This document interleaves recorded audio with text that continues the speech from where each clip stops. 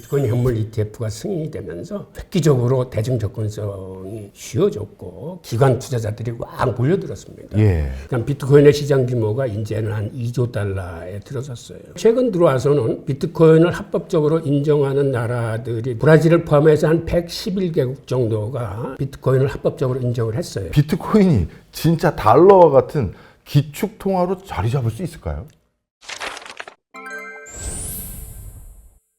안녕하세요. 망건당TV 구독자 여러분, 당신의 지적 호기심을 채우는 시간, 박정호의 잡식인 박정호입니다. 오늘 지식을 준비해온 잡식인은요, 우리나라를 대표하는 국제경제 전문가이자 글로벌 경제사의 거장 홍익희 전 세종대 교수님 모셨습니다.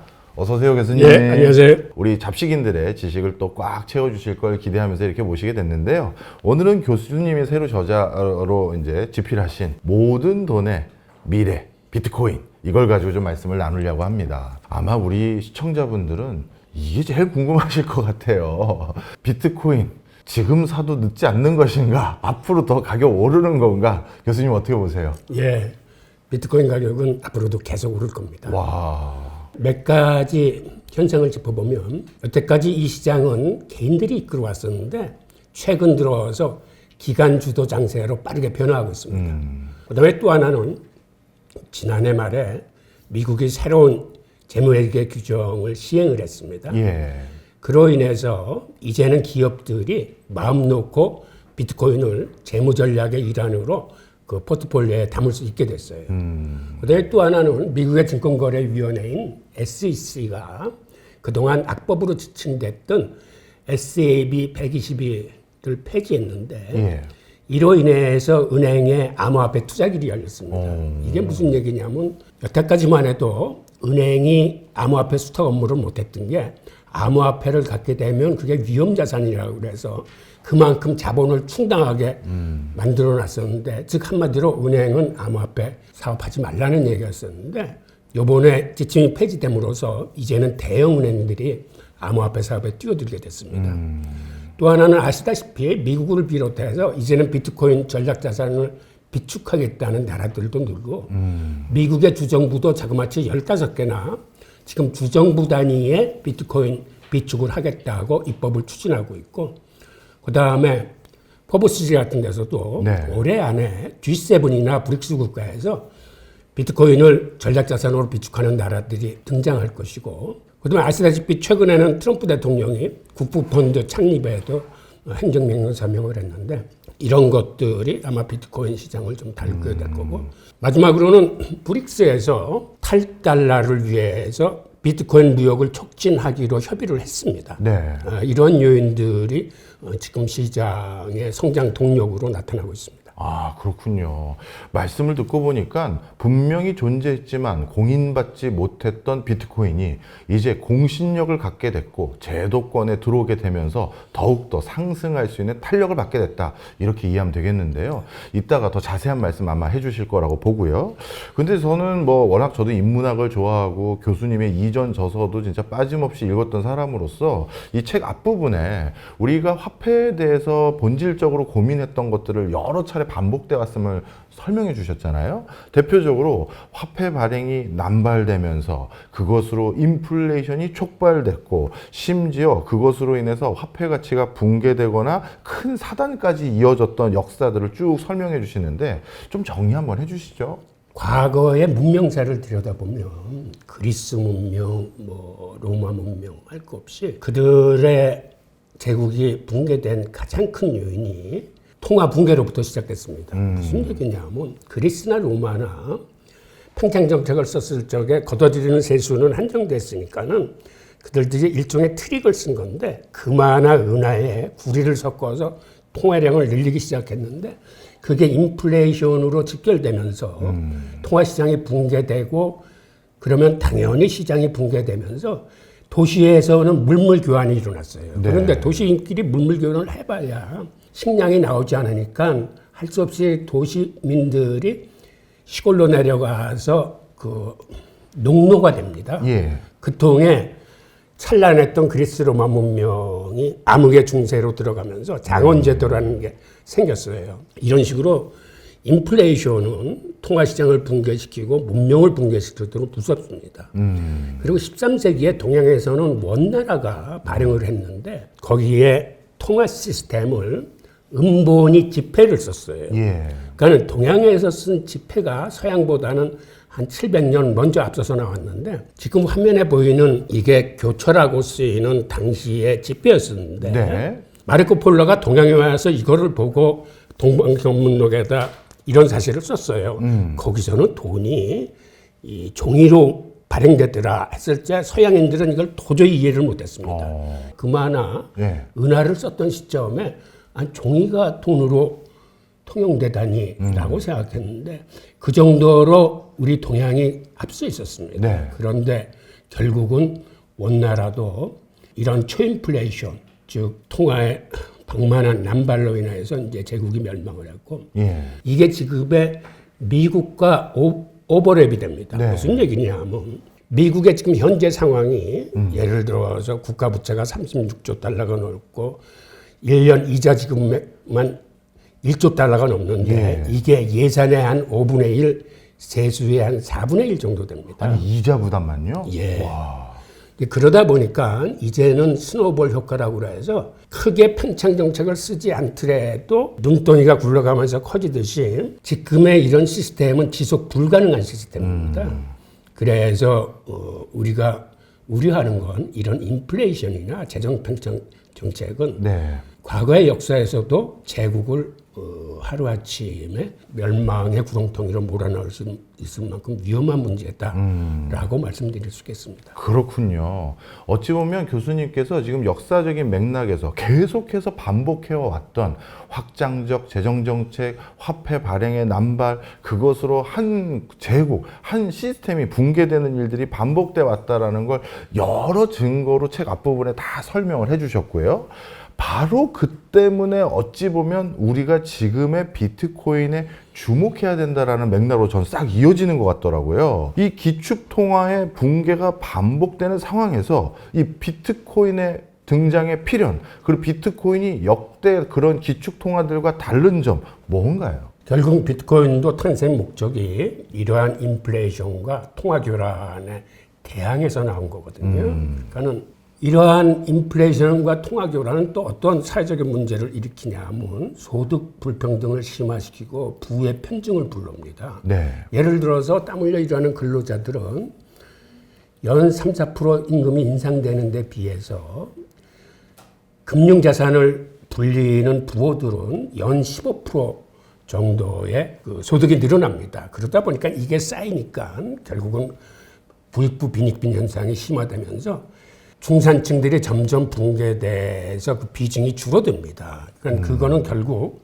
자본주의에 대한 심각한 도전으로 받아들이는데 지금 이 그래프를 보면 이거는 미국 연준이 2017년에 발표한 자료인데 소득이 늘어나는 계층은 상위 1%뿐이 없습니다. 즉 이 얘기는 차상위 9%와 상위 1%를 합한 상위 10%의 소득이 전체 소득의 50%를 넘어간다는 얘기는 우리가 다시 얘기해서 10명이 사는 사회를 가정했을 때 돈 잘 버는 한 사람이 나머지 9명보다 돈을 더 많이 버는 겁니다. 이렇게 되면 9명은 버는 대로 다 소비를 하지만 돈 잘 버는 한 사람은 그쪽으로 들어간 돈은 바깥으로 환류가 안 돼서 즉 내수 경기가 굉장히 부진해지면서 불경기나 공황이 들이닥쳐요. 이게 현대 금융 자본주의의 그 내재적 모순인데 네.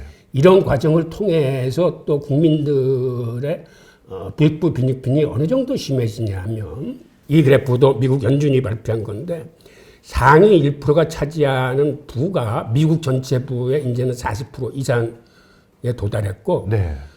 상위 10%를 다 합치면 이게 77%입니다. 야. 그럼 나머지 국민 90%는 전체 부의 한 23%를 나눠 가지고 있는데 그런데 문제는 네. 하위 50%의 국민들이에요. 그들은 한마디로 거의 재산이 없어요. 전체 부의 1.4%만을 갖고 있습니다. 즉 이 사람들은 한 달 벌어서 한 달 먹고 사는 사람들이에요. 그러다 보니까 중산층의 그 구성 비율이 70년대만 해도 한 70% 됐는데 지금은 40% 되고 이게 점점 줄어들고 있어요. 즉 중산층이 이렇게 줄어들고 있다는 것은 자본주의에 대한 심각한 도전인 거죠.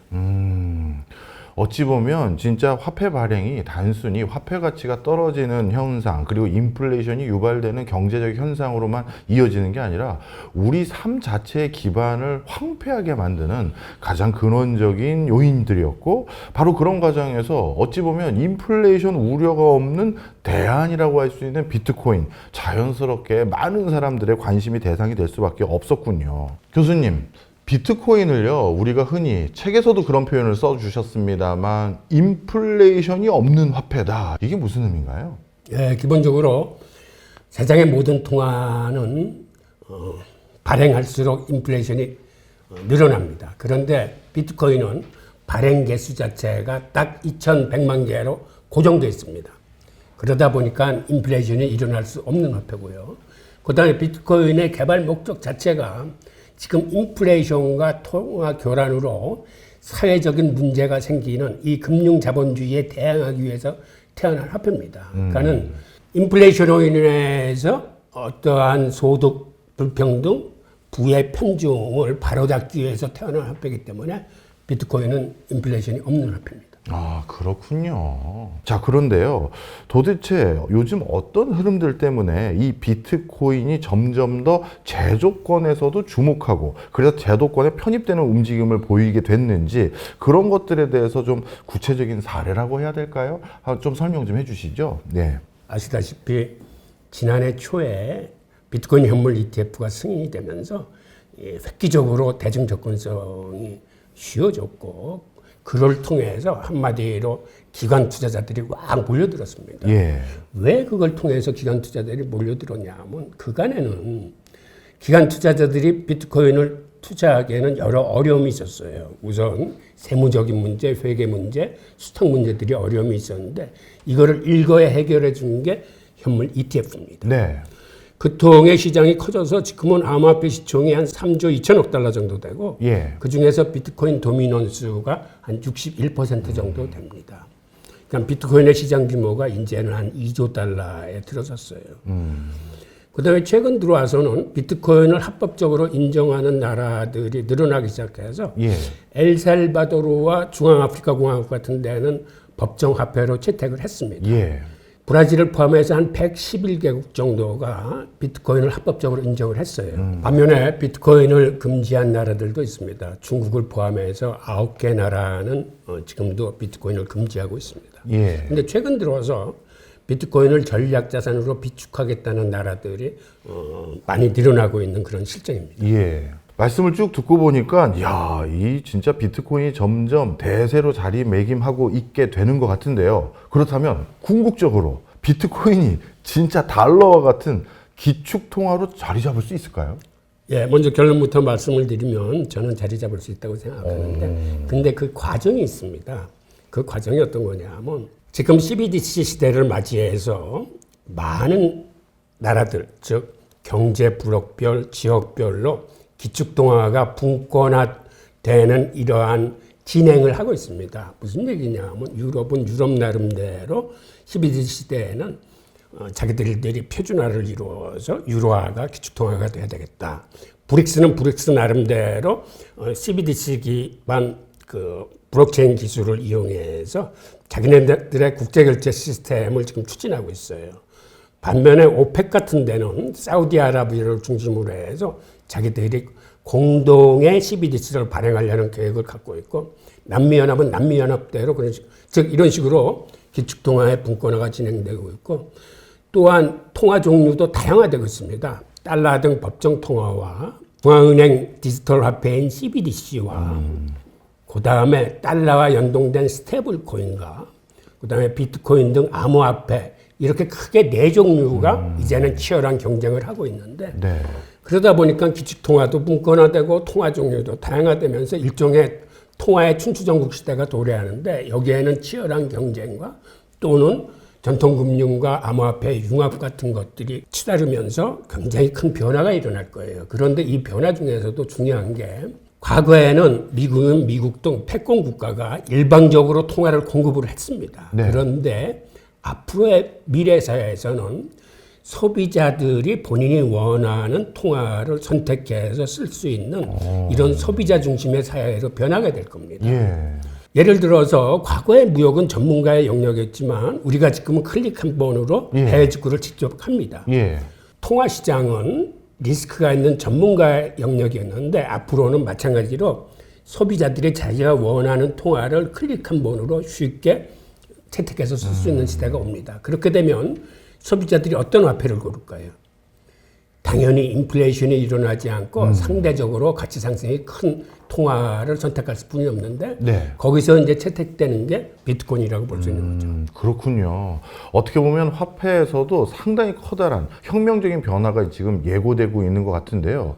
근데 교수님, 지금 어찌 보면 커다란 변화 속에서 선도적인 어떤 국가들, 뭔가 변화를 한번 먼저 해보자라고 했던 국가들이 비트코인을 직접 결제에 활용하려고 하는데 이 비트코인이 워낙 가격 변동성이 크잖아요. 그러다 보니까 시도했다가 우리 중단해야 되겠다 뭐 이런 옥신각신이 많은 것 같아요. 이 문제점을 해결할 방법은 없습니까? 근데 사실 그 문제는 이제 크게 문제되는 건 아닌데요. 왜 그러냐면 엘살바도르 같은 경우를 보면 이미 라이트닝 네트워크라고 해서 비트코인을 빠르게 전송하고 결제한 수 있는 시스템이 쓰여가지고 비자 카드보다도 더 쉽게 쓸 수 있고 그 다음에 그들이 비트코인 신용카드를 쓰면 일반 신용카드보다 가맹점 수수료가 10분의 1도 안 될 정도로 쌉니다. 그러니까 가게들이 선호해요. 그 다음에 신용카드를 쓰더라도 가맹점이 비트코인으로 받을지 달러로 받을지 자유화폐로 받을지는 그들 스스로가 결정을 할 수 있어요.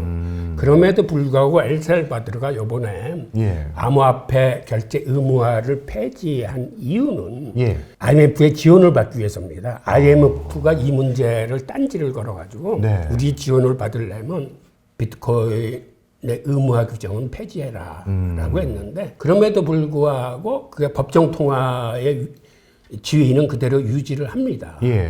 나름대로 전 세계적으로 선도적으로 비트코인을 결제에 직접 쓰려는 국가들 중에 일부가 의무 폐지하거나 그런 것은 그 국제기구의 권고사항이었을 뿐이지 근본적인 큰 대세 흐름에는 변화가 없다. 이렇게 정리를 하면 되겠네요. 지금까지 기축통화의 붕괴와 비트코인에 관한 이야기를 나눠봤는데요. 여기까지 독자들이 기억했으면 하는 이 책의 가장 중요한 한 문장을 꼽아주신다면 어떤 문장 꼽으세요? 제가 한번 읽어보겠습니다. 기존 화폐의 근본적 문제는 그 화폐 시스템이 돌아가는 데 필요한 전적인 신뢰의 부족입니다. 중앙은행이 화폐 가치를 떨어뜨리지 않을 것을 신뢰해야 합니다만 화폐 통화의 역사는 신뢰의 위반으로 가득합니다. 이 얘기는 누가 했냐면 여러분들이 잘 아시는 사토시 나카모토가 얘기를 했습니다. 본인이 왜 비트코인을 개발을 했는지 그 내용을 써놓은 건데 이게 바로 지금의 화폐 역사를 뒤흔들고 있는 비트코인의 탄생 목적입니다. 어찌 보면 그 비트코인의 설립 목적을 명시했던 그 구절에 화폐 역사의 그 어떤 한계점과 그리고 비트코인이 그것과 어떻게 다른 차별점을 가지고 있는지 정확히 짚어놨네요. 지금까지 화폐의 역사와 비트코인에 대해서 이야기 나눠봤습니다. 이번에는 돈의 미래에 대해 이야기를 나눠보려고 하는데요. 최근 브릭스의 CBDC 공동연구, 사우디아 아랍에미리트의 또 CBDC 연구, 또 브라질을 중심으로 중남미 화폐 통합을 추진해보자 하는 움직임도 있고요. 또 아프리카도 가만히 있느냐? 그게 아니라 아프리카의 단일 디지털 화폐를 한번 도입해보자. 그야말로 전 세계 여기저기에서 탈달러화를 위한 여러 가지 이합집산들이 일어나고 있는 것 같습니다. 교수님, 이런 세계 통화의 분권화라고 해야 될까요? 다양화, 이게 실제 실현 가능하고 의미 있는 수준으로 이어질지도 궁금하고요. 이걸 미국이 지켜보고 있을지도 궁금합니다. 그거는 아마 그런 식으로 갈 수뿐이 없을 겁니다. 최근에 또 트럼프 대통령이 탈달러를 추구하는 나라들은 100% 관세를 때리겠다라고 이제 위협을 했어요. 이제 그 얘기가 나오게 된 직접적인 계기를 한번 살펴보겠습니다. 지난해 10월 22일에 러시아 카잔에서 16차 브릭스 정상회의가 열렸는데 거기서 논의됐던 핵심 문제들이 뭐냐면 이제는 브릭스가 나름대로 덩치도 커졌으니까 즉 세계 인구의 절반 이상이 이제 브릭스 회원국입니다. 이제는 서방의 통화금융 시스템으로부터 우리가 독립하자. 네. 미국이 틈만 나면은 시프트 시스템을 가지고 차단시켜서 자기들을 못 살게 구는데 자기들의 독자적인 국제적 시스템을 만들어서 시프트 시스템에서 독립하자는 거 하나. 그다음에 또 하나는 그들이 회원국 간 무역에서 달러를 쓰지 않고 자국 통화를 쓰기로 했는데 그렇다면 그 자국 통화라는 게 사실상 중국의 위안화입니다. 네. 그런데 위안화가 시중에 굉장히 모자라요. 무슨 얘기냐면 미국은 무역 적자국이 되나서 무역을 하면서 자연스럽게 달러가 공급이 됩니다. 그런데 중국은 무역 흑자국이에요. 그러다 보니까 무역을 하면 오히려 해외에 있는 위안화가 중국으로 빨려 들어가요. 그러다 보니까는 달러와는 쓰기 싫지만 쓸 위안화의 유동성이 턱없이 부족한 거예요. 네. 그래서 요번에 그들이 뭐를 논의했냐면 우리가 자국 화폐는 그대로 쓰되 무역 통화만큼은 새롭게 한번 만들어 보자라고 해서 브릭스 유닛이라는 화폐를 지금 추진하고 있습니다. 그림에 보면 네. 푸틴 대통령이 회의에 등장하면서 손에 지폐 한 장을 들고 들어오는 사진이 있어요. 예. 이 지폐가 바로 브릭스 유닛이라는 예. 그러한 그 디지털 화폐인데 예. 이 화폐는 금 40%를 담보로 갖고 있는 근본이 디지털 화폐입니다. 네. 그래서 이게 만약 추진이 되면 신용화폐인 달러보다는 훨씬 시장에서 선호가 돼서 예. 이게 강력한 통화로 이제 쓰이게 될 겁니다. 이러한 상황 속에서 지금 당장 위안화의 유동성이 부족하기 때문에 그들이 또 하나 논의한 중요한 대목이 네. 그렇다면 우리가 비트코인으로 무역을 하자라고 해서 암호화폐 교역을 촉진시키러 합의를 했습니다. 네. 또 하나의 중요한 문제가 뭐가 있냐면 예. 페트로달러의 체제가 균열이 시작됐어요. 석유 수입하는데 달러 이외의 통화가 20% 이상을 차지하고 있다고 합니다. 벌써요? 예. 지난해에 페트로달러 협정이라 불리우는 미국과 사우디 간의 군사 경제 협정 50년 만기가 종료됐어요. 예. 이때 미국이 재계약하자라고 했을 때 사우디아라비아가 거부를 했습니다. 예. 그러니까 이제는 사우디아라비아는 달러를 석유로만 팔아야 되는 협정에서부터 이제 해방이 된 거예요. 이러한 사태들이 급박하게 움직이는 걸 보고 트럼프 대통령은 본인의 SNS에다가 앞으로 이렇게 탈달러화를 추구하거나 달러 이외의 통화를 쓰는 나라한테는 100% 관세를 매기겠다라고 해서 급히 방어에 나섰는데 근데 그게 제대로 시행될는지는 이제 두고 봐야 되죠. 그렇군요.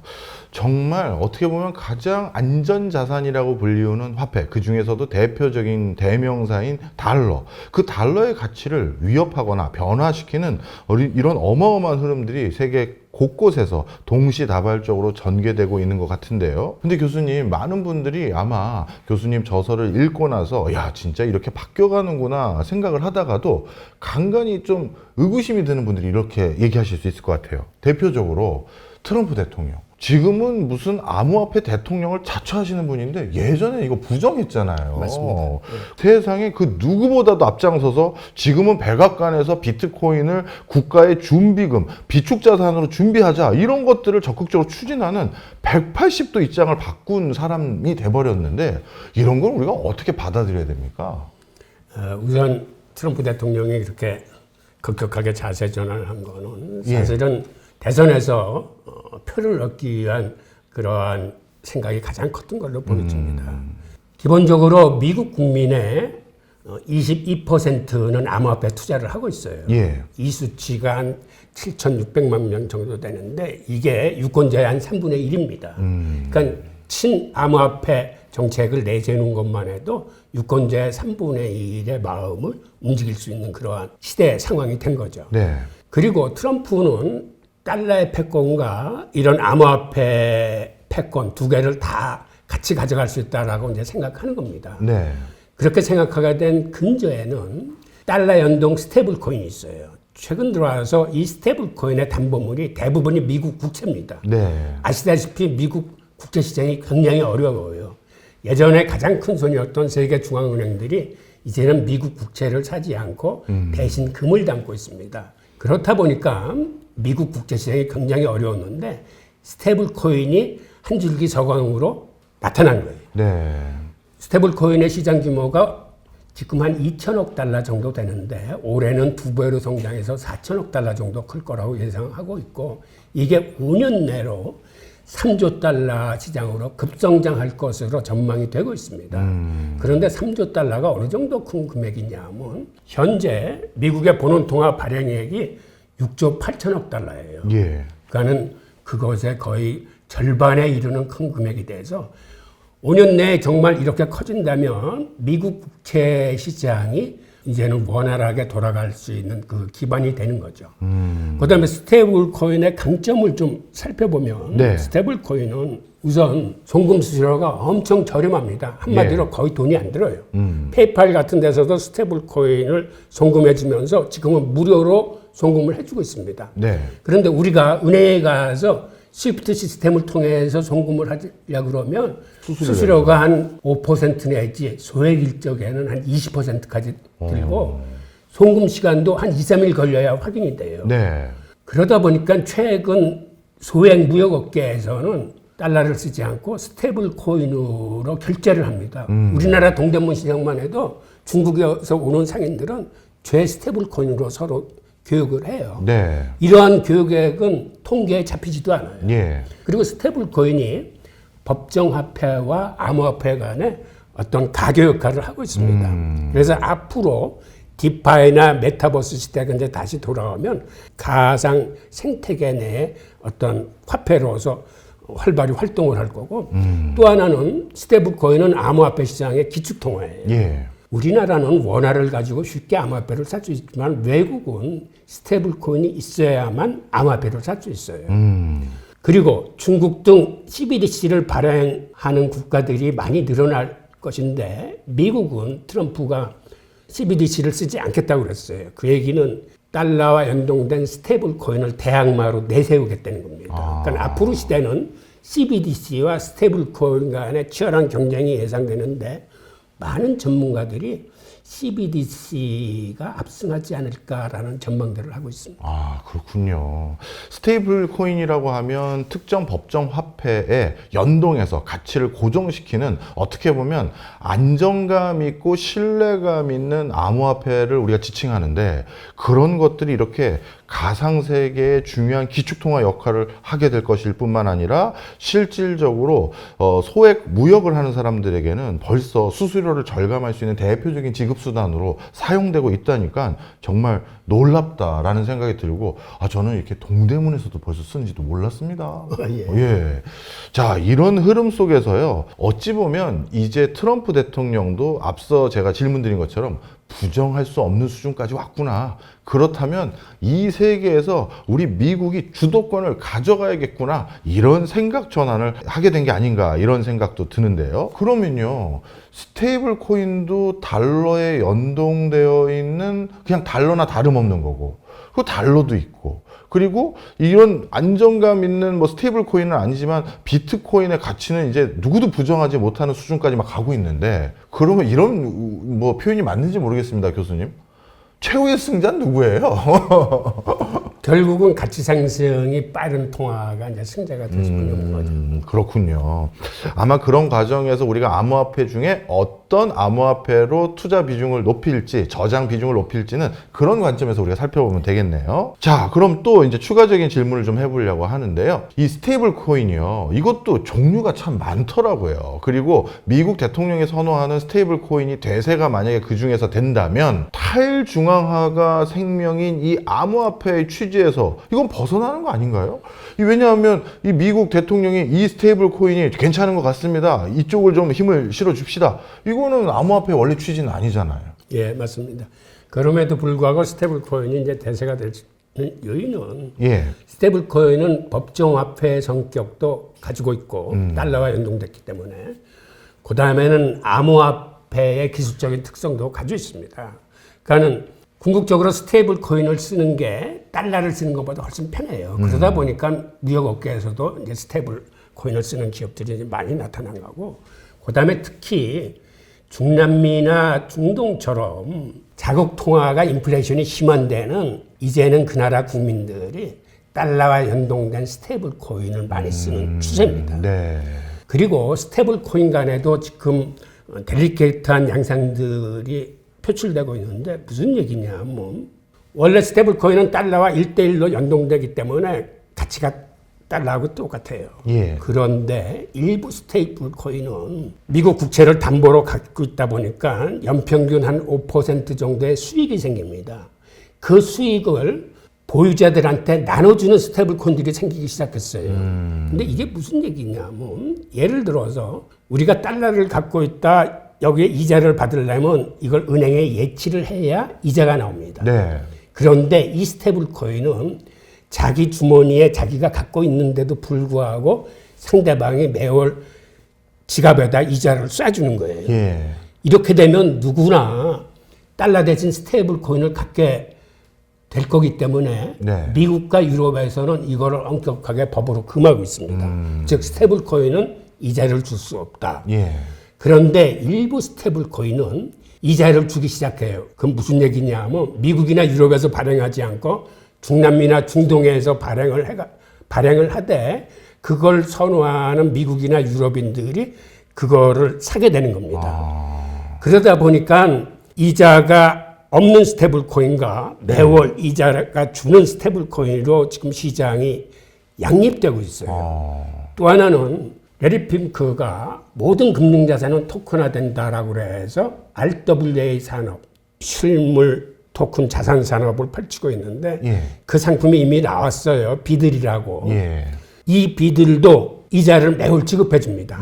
소유자의 전자지급에서 직접. 하지만 이거는 기관들을 대상으로 팔고 일반 개인들한테는 팔지 않아요. 이 상품은 쉽게 스테이블 코인하고 교환이 됩니다. 네. 그러니까는 금융 상품인데 사실상 스테이블 코인과 똑같은 역할을 하면서 이자를 받는 거예요. 예. 지금 이렇게 스테이블 코인 업계가 이런 식으로 전개가 되고 있기 때문에 이거를 미국 정부나 유럽 정부가 예. 어떻게 앞으로 대응을 할지 이런 것들을 우리가 좀 눈여겨봐야 되겠습니다. 이야, 스테이블 코인도 어떻게 보면 단순히 법정 화폐 같은 안전성만 기하다가 이젠 금융 상품 성격도 같이 겸비되는 형태로 또 진화 발전을 그 사이에 하고 있었네요. 근데 교수님, 초창기에요. 어떻게 보면 주목받았던 암호화폐들 중에서 대표적으로 이더리움이 떠오르는데 국제 송금이라든가 기타 어떤 디지털 서비스를 아주 원활하게 제공하면서 거기에 대한 대가를 아주 낮은 수수료로 지급할 수 있는 그 대안으로 이런 것들이 주목받았는데 지금은 그런 서비스들을 제 주변 지인들이 많이 이용한다 이런 소리는 많이 못 들었지만 그러다 보니 이 이더리움도 그냥 투자의 한 그냥 형태로만 귀결돼 가는 것 같아 보여요.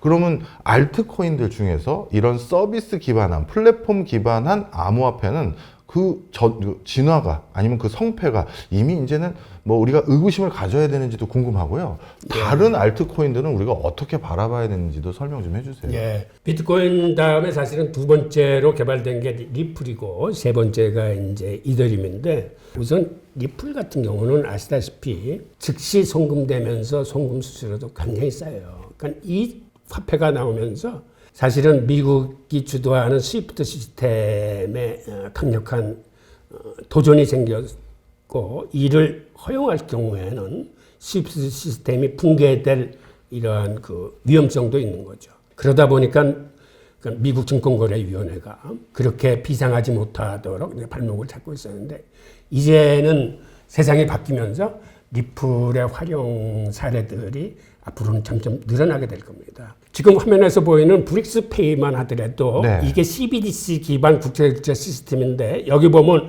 리플의 용처가 지금 곳곳에 보일 거예요. 이게 그렇네요. 무슨 얘기냐면 CBDC에 참여하는 금융기관이나 기관에서 리플과 파트너십을 맺고 리플 시스템으로 그들의 송금을 운영하는 이런 기관들이 많아요. 예. 즉 CBDC가 시대가 온다는 얘기는 리플의 활용처가 이제 점점 늘어난다는 거예요. 예. 지금도 이미 리플은 40개국의 300여 개 금융기관과 파트너십을 체결하고 있습니다. 예. 그리고 파트너십을 체결하지 않더라도 특정국의 화폐와 특정국 화폐의 중간에 매체로서 지금 리플이 작동하고 있어요. 그러니까 예. 이런 식으로 리플은 동시에 최근에는 또 스테이블 코인까지 만들었어요. 예. 그래서 리플 시스템 위에서 그대로 리플 스테이블 코인을 송금할 수 있는 것도 만들고 해서 실제로 금융 송금에 이제 많은 자리를 점점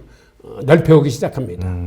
이더리움 같은 것도 아시겠지만 스마트 컨트랙트로 인해서 탈중앙 금융, 즉 우리가 디파이라고 부르는 거, 그 다음에 NFT 분야에서 그 쓰임새가 점점 더 늘어나고 있습니다. 네. 이렇게 펀더멘털적으로 기능이 점차 확대되고 있고, 반면에 이러한 기능을 갖지 못하는 화폐가 사실은 99%예요. 그러니까 알트코인에서는 99%는 앞으로 소멸될 코인으로 보시면 되고, 나머지 1% 중에서 여러분들이 공부를 좀 하셔가지고 네. 펀더멘털도 괜찮고 주변에 벤처 캐피탈들이 투자를 많이 한 이러한 코인들을 잘 고르시면 수익률이 좋으실 겁니다. 네. 사실 저는 뭐 우리 교수님 저서의 왕팬으로서 뭐 달러 이야기, 화폐 이야기 그 전에 많은 저술 활동한 것들을 바탕으로 화폐 특성을 좀 저도 이해했던 독자였고요.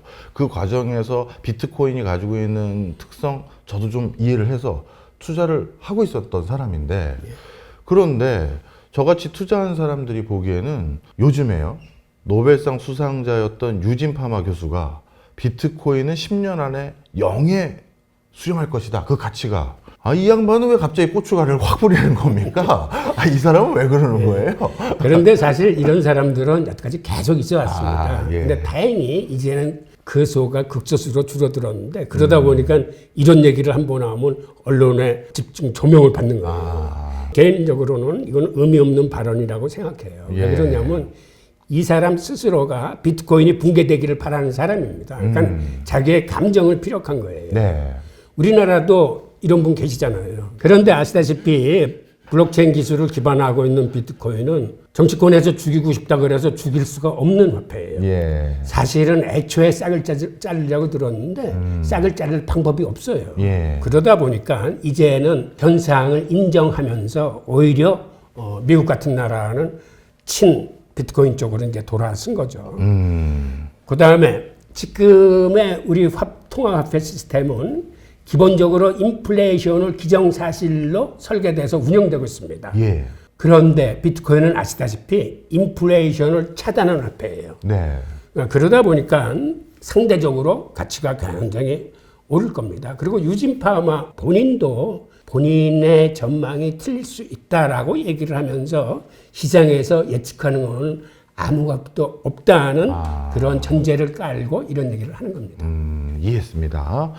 교수님 해설을 딱 들으니까 좀 마음이 다시 놓이는 것 같기도 하고요. 자, 그래서 요즘은 비트코인에 직접 투자하시는 분들도 있지만 비트코인을 기반으로 한 ETF 상품 이런 것들에 투자하시는 분들도 많아지는 것 같아요. 세계적인 금융자산 운용사인 블랙록이 그런 ETF 현물, 비트코인을 기반으로 한 ETF 현물 상품을 출시해서 이제 판매를 하고 있는 상태인데, 교수님, 우리나라에서도 이제 이 정도면 나와야 되는 거 아닙니까? 맞습니다. 이제 우리나라도 많이 변할 겁니다. 예. 근데 문제는 변하는 속도가 빨라야 됩니다. 그러니까 마지못해서 끌려가는 게 아니라 이제는 좀 선도적으로 우리나라에서도 암호화폐 개발이 이루어지고 우리 젊고 똑똑한 젊은이들이 이 분야에 뛰어들어서 이 흐름을 일방적으로 다른 나라에 뺏길 게 아니라 이제는 우리 젊은이들이 이 흐름을 잘 잡아가고 나가야 되는데, 과거에 어떤 사태가 있냐 하면 스마트폰에 아주 어두운 역사가 있었어요. 예. 이게 무슨 얘기냐 하면 스마트폰이 세상에 등장한 건 2007년이에요. 그런데 우리나라에서 수입이 된 건 2010년입니다. 네. 3년간이나 묶어뒀는데 그 이유는 삼성전자가 준비하고 있는 갤럭시를 살리기 위해서 우리 관료분들이 애국적인 심정에서 보조의 막을 쳤던 거예요. 그런데 결과는 어땠냐면 그 3년 동안 우리 젊은이들은 세상에 스마트폰이라는 게 나와 있는지도 모르고 그러다 보니까 관련 앱 개발이나 소프트웨어 분야가 아주 황무지가 된 겁니다. 3년 후에 쫓아가려고 보니까 너무 간극이 벌어진 거죠. 그러니까 암호화폐 분야에서는 우리가 다시는 이런 우려를 범하지 않아야 되는데 이제는 미국 같은 나라가 암호화폐 수도가 되겠다 그러면서 모든 걸 지원하겠다. 개발에 아주 우호적인 분위기를 만들겠다고 나섰는데 우리는 보수적인 관점에서 소비자들을 보호한다고 이렇게 다 규제에 지침을 피고 있으면은 도저히 상황을 쫓아가실 뿐만 아니라 이제는 선도적으로 법적, 제도적 그 장치를 만들어서 우리 젊은이들이 마음 놓고 링 안에서 뛸 수 있는 이러한 분위기를 만들어줘야 된다고 생각합니다. 그렇군요. 자, 우리 책 제목에도 또 있어요. 비트코인 모든 돈의 미래 이렇게 써 있는데요. 교수님, 10년 후에 세계 통화 시장은 과연 어떻게 변해 있을까요? 예, 우선 앞으로는 CBDC 시대에서 기축통화가 이제 분권화가 진행되고 통화 종류도 굉장히 다양화됩니다. 즉 한마디로 통화의 춘추전국 시대가 오는데 이 시대에는 일방적인 공급자 중심에서 벗어나서 이제는 소비자들이 본인이 원하는 화폐를 채택하면서 인플레이션이 일어나지 않는 화폐, 가치 상승이 빠른 화폐로 소비자들이 선택하면서 자연스럽게 시장이 정리가 될 겁니다. 네. 그러한 과정에서 비트코인이 채택될 것으로 보입니다. 네, 알겠습니다. 오늘 어떻게 보면 미리 가본 미래, 저는 이런 부제가 떠오를 만큼 앞으로 어떤 변화 양상이 전개될지를 너무 쉽게 설명을 해주셔서 정말 감사하다는 생각이 드는데요. 마지막으로 이 책에서 딱 한 문장을 꼽아 주신다면 어떤 문장일까요? 블랙록 레리 핑크 대표는 비트코인 현물 ETF가 승인되면서 가상자산이란 신생 위험자산군이 ETF라는 안전한 방식으로 노출됐다라며 이는 금융시장에서 기술혁명의 첫 번째 단계에 도달한 것으로 다음 단계는 모든 금융자산의 토큰화가 이루어질 것이라고 얘기했습니다. 이 얘기는 이제 무슨 얘기냐면 앞으로 온라인 거래가 온체인 거래화 되면서 24시간 거래가 가능해지고 조각 투자가 가능해질 겁니다. 그리고 모든 금융자산이 토큰화되면서 전통금융과 암호화폐 시장의 큰 융합과 큰 변화가 이루어지게 될 겁니다. 어떤 이런 과정에서 우리가 이제 시대적 변화에 끌려가지 말고 오히려 앞서서 준비해야 되는 게 아닐까라는 생각이 듭니다. 아, 예, 알겠습니다. 네, 오늘 비트코인을 중심으로 화폐의 본질적인 기능은 무엇인지부터 세계 정세는 어떻게 바뀌어가는지 그리고 우리의 화폐 경제는 어떤 미래가 펼쳐질지 제대로 배운 것 같습니다. 세상 모든 지식을 맛보는 그날까지 잡식인 박정호가 함께 하겠습니다. 다음 시간에 만나요.